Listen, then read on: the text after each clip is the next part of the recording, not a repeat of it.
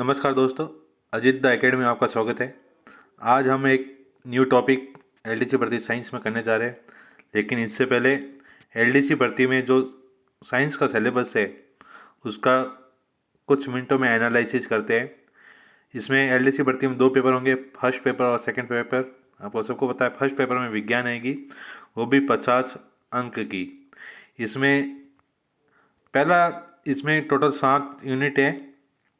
7 unit के भी सब यूनिट दे रखे।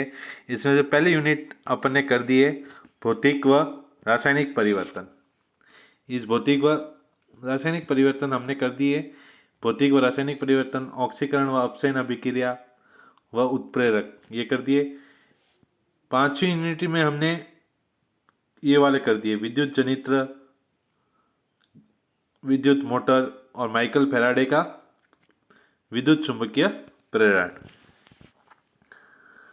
आज हम सेकेंड यूनिट पढ़ने जाएंगे धातु व अधातु तथा इनके प्रमुख यौगिक, सामान्य जीवन में प्रयुक्त कुछ महत्वपूर्ण यौगिक। आज हम सेकेंड यूनिट पढ़ेंगे, उसके बाद थर्ड, फोर्थ, फिर 6 और 7 यूनिट पढ़ेंगे। टोटल ये 50 नंबर की एलडीसी भर्ती में साइंस आने वाली, जो फर्स्ट पेपर में है। सेकेंड पेपर हिंदी और इंग्लिश का होने वाला है। बढ़ते आगे और अपना टॉपिक स्टार्ट करने जा रहे हैं। धातु तथा अधातु एवं उनके महत्वपूर्ण यौगिक, व अगला पॉइंट था सामान्य जीवन में महत्वपूर्ण यौगिक। तो तत्व मुख्य रूप से 3 प्रकार के होते हैं। तत्व धातु और अधातु अपने दे रखा है, लेकिन तत्व के ये प्रकार है। तत्व के 3 प्रकार होते हैं, धातु, अधातु व उपधातु। उपधातु अपने सिलेबस में दे नहीं रखा है, इसलिए इसको नहीं पढ़ेंगे। सिर्फ धातु व अधातु क्या होते हैं इसके बारे में विस्तार पूर्वक समझने की कोशिश करते हैं। तत्व क्या होते हैं? तत्व सबसे शुद्ध पदार्थ है। तत्व क्या है? सबसे शुद्ध पदार्थ है। वह एक ही परमाणु के अणु, एक ही तत्व क्या है? एक ही परमाणु के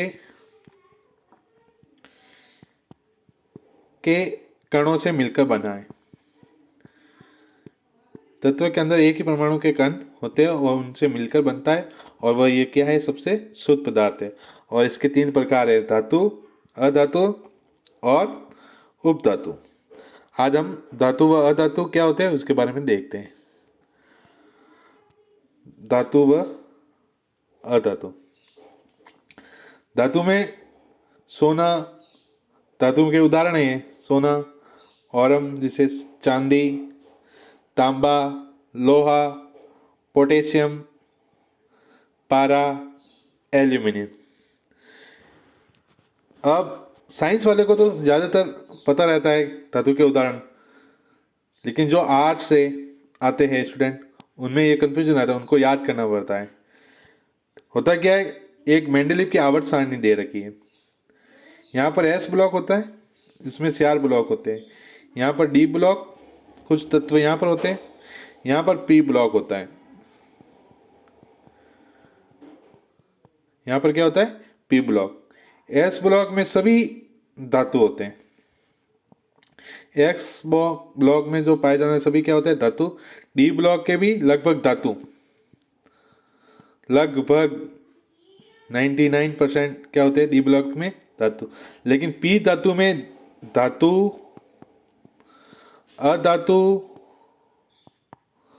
व उपधातु तीनों पाए जाते हैं। किसमें? पी ब्लॉक में। पी ब्लॉक, एस ब्लॉक में कौन कौन से तत्व आते हैं? 2 लाइन आती है। एक तो आती है जैसे लिथियम, सोडियम, जैसे इसकी ट्रेक है। क्या है? ट्रेक। एस ब्लॉक में पाए जाने वाले धातु। अपन देखते आवर्त सारणी को ही देखने की कोशिश करते हैं।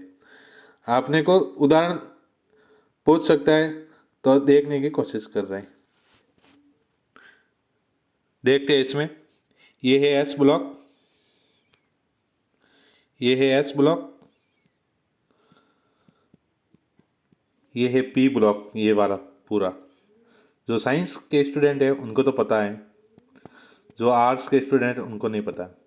ये वाला पूरा यहाँ तक, यहाँ से लगाकर यहाँ तक, ये पूरा डी ब्लॉक है। क्या है? D block.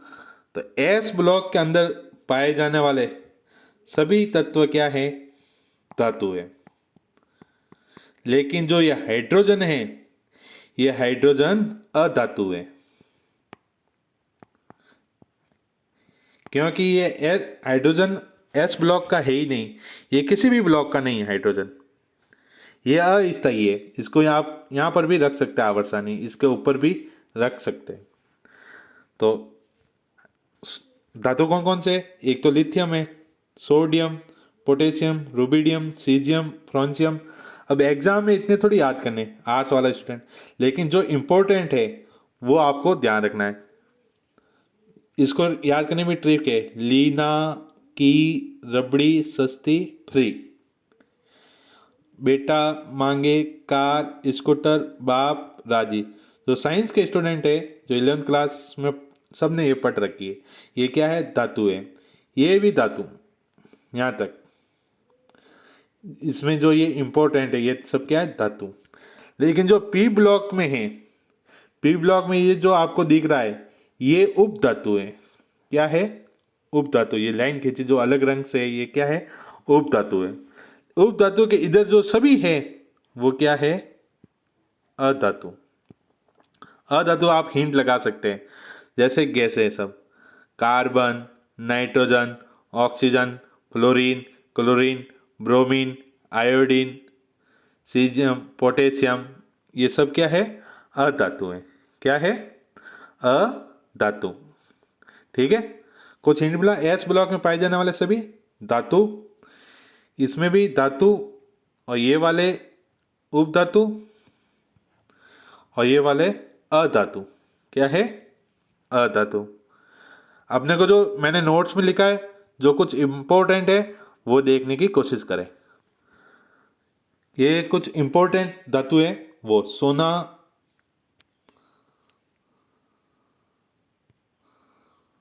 ऐसे सोना दे रखा है, चांदी दे रखी है, तांबा, लोहा, पोटेशियम, मरकरी। ये क्या है?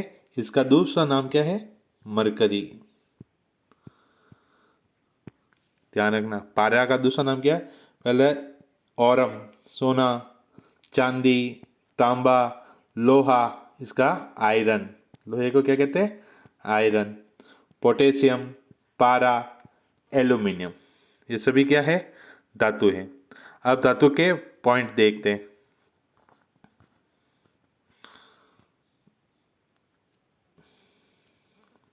धातु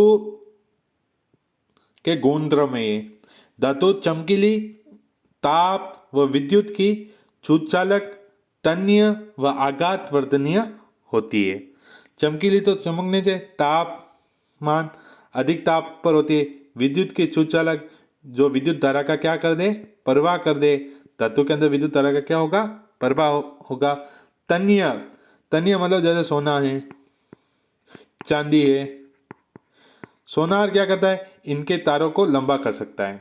तो ये तन्य, तन्य इनका क्या है? गुणधर्म।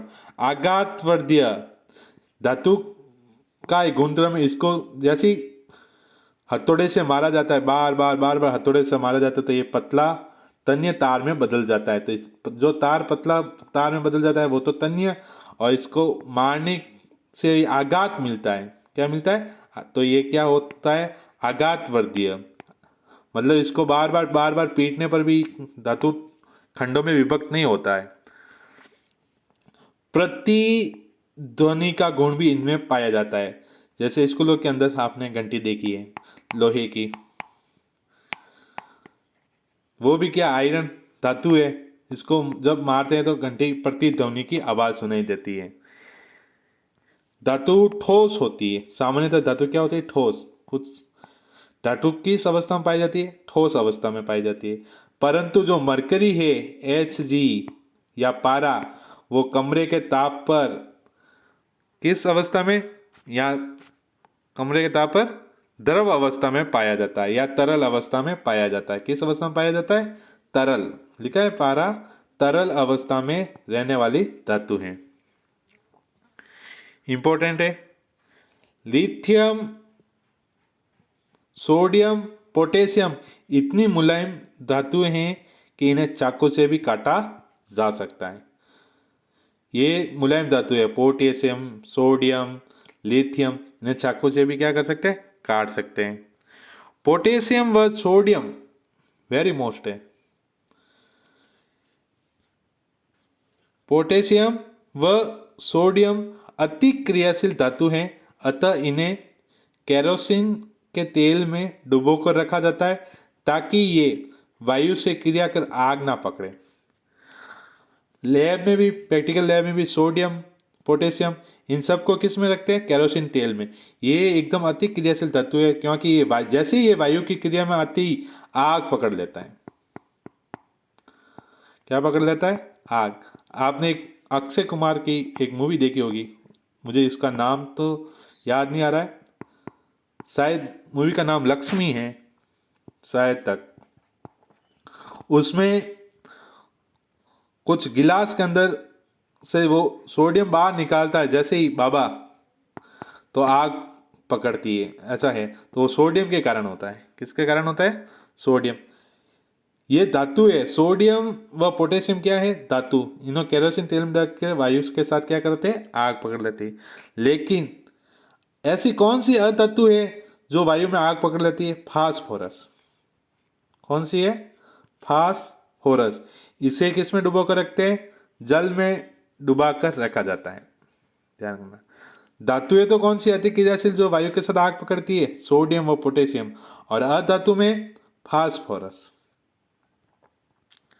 धातु की जब ऑक्सीजन के साथ अभिक्रिया करवाते हैं, धातु की जब ऑक्सीजन के साथ अपन अभिक्रिया करवाते हैं तो क्षारीय ऑक्साइड प्राप्त होता है। जैसे उदाहरण copper oxide, magnesium oxide, sodium oxide. पूछ सकता है धातु के ऑक्सीजन के साथ अभिक्रिया करवाते हैं तो कौन सा ऑक्साइड प्राप्त होता है, अम्लीय या क्षारीय। क्षारीय ऑक्साइड। क्या प्राप्त होता है, क्षारीय ऑक्साइड या क्षारकीय ऑक्साइड कह सकते हैं। दो ऑक्साइड ऐसे हैं धातु के, एक तो है एल्यूमिनियम ऑक्साइड, एक है जिंक ऑक्साइड। कौन सा है, जिंक ऑक्साइड।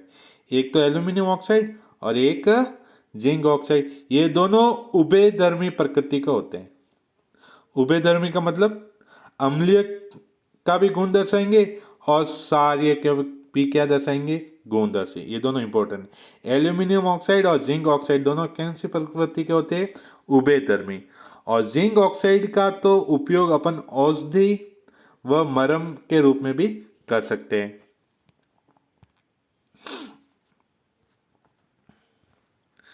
आगे कुछ है तत्वों की क्रियाशीलता। तत्वों में भी धातुओं की और अधातुओं की दोनों की क्रियाशीलता है। जैसे कोई रिएक्शन होती है तो कौन सी रिएक्शन संभव है और कौन सी रिएक्शन संभव नहीं है। तो हमेशा अधिक क्रियाशील धातु कम क्रियाशील धातुओं को क्या करता है, प्रतिस्थापित। जब भी रिएक्शन होती है तो अधिक क्रियाशीलता को क्या रखा मैंने, क्रम लिखा।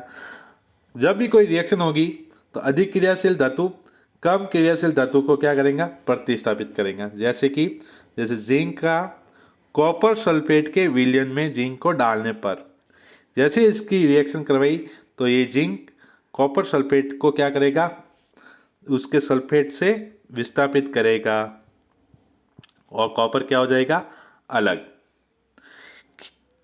कैसे, तो देखते हैं। मैंने क्रम दे रखा है। सबसे पहले सबसे अधिक क्रियाशील कौन सी, पोटेशियम, फिर सोडियम, फिर कैल्शियम, फिर मैग्नीशियम, फिर zinc, iron, lead, hydrogen, copper, mercury, silver, gold. ऊपर वाले अत्यधिक क्रियाशील, नीचे जैसे ही घटते क्रम में मैंने लिखा न्यूनतम क्रियाशील।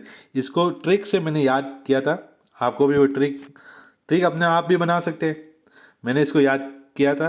कहे सोडाजी कैसे मांगू, जिनफे प्रभु हैं क्यों हाजी एजी ओजी। 3-4 बार ऐसे पढ़ोगे तो याद हो जाएगा।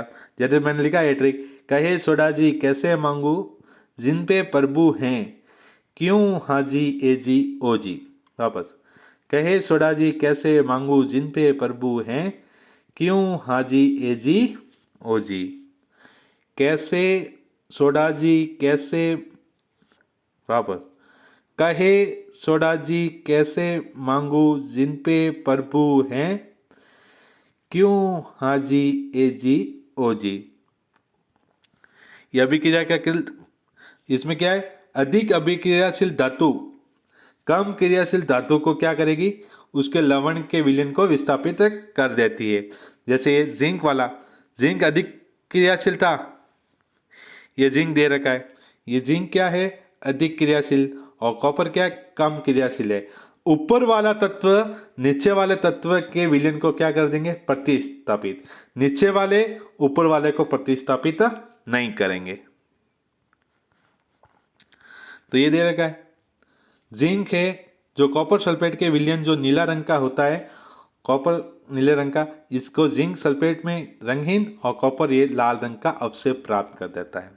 लेकिन जैसे ही फेरस सल्फेट के साथ कॉपर की क्रिया करवाते हैं तो ये रिएक्शन भी संभव नहीं है। क्यों संभव नहीं है, क्योंकि आयरन तो कॉपर से क्या है, अधिक क्रियाशील है। आयरन क्या है, कॉपर से अधिक क्रियाशील है। ये देख लो, आयरन यहाँ पर है, ये रहा आयरन, और कॉपर यहाँ रहा, तो ऊपर वाला नीचे वाले को प्रतिस्थापित करता है, तो कॉपर आयरन सल्फेट को कैसे करेगा, नहीं कर सकता है, तो रिएक्शन ही संभव नहीं है। कुछ दो धातु देख लो, गैलियम तथा सीजियम धातु को हथेली पर रखने पर दो धातु है, एक तो है गैलियम Ga, एक है सीजियम Cs। क्या है प्रतीक इसका, Cl। ये दोनों धातु को हथेली पर रखने पर ये धातु क्या हो जाते हैं, पिघलने लगते हैं। सबसे चालक व समकीली धातु कौन सी है, चांदी है।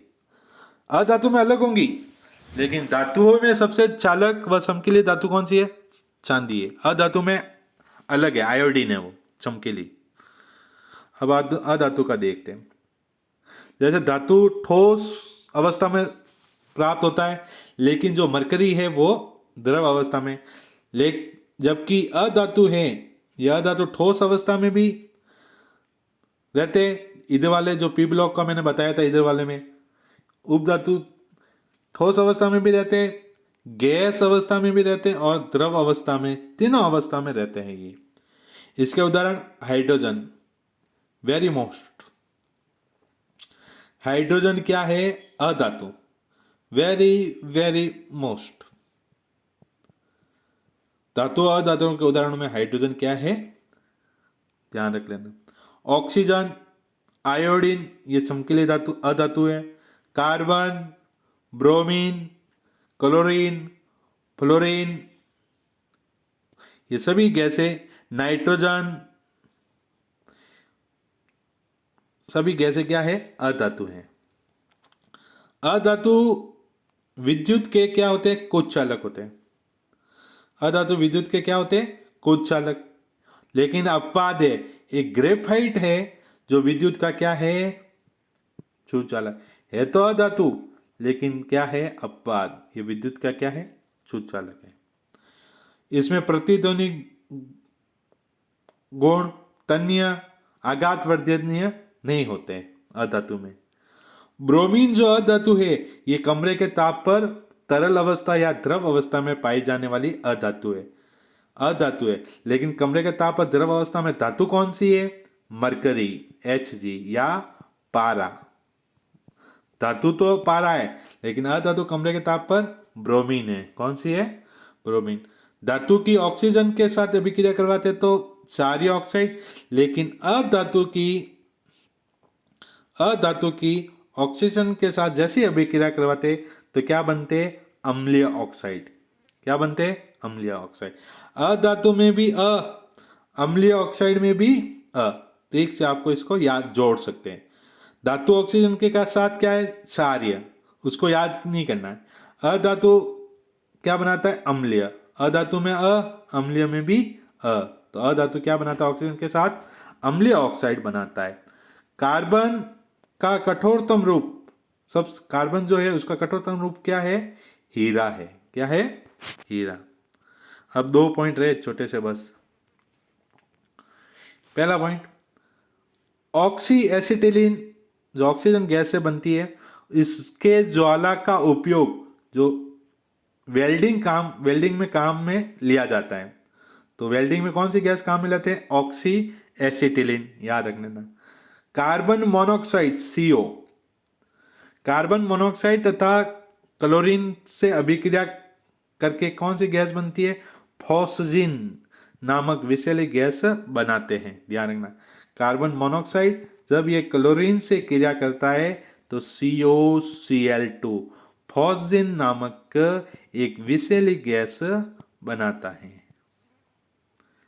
आज के टॉपिक में हमने धातु व अधातु के बारे में जो जो पॉइंट थे, उसके गुणधर्म और उसके जो कुछ धातु व अधातु के अपवाद थे वो देख लिए। अगले वाले टॉपिक में अपन धातु व अधातु के प्रमुख यौगिक व दैनिक जीवन में जो महत्वपूर्ण यौगिक है वहां से क्वेश्चन आने की वेरी वेरी संभावना है।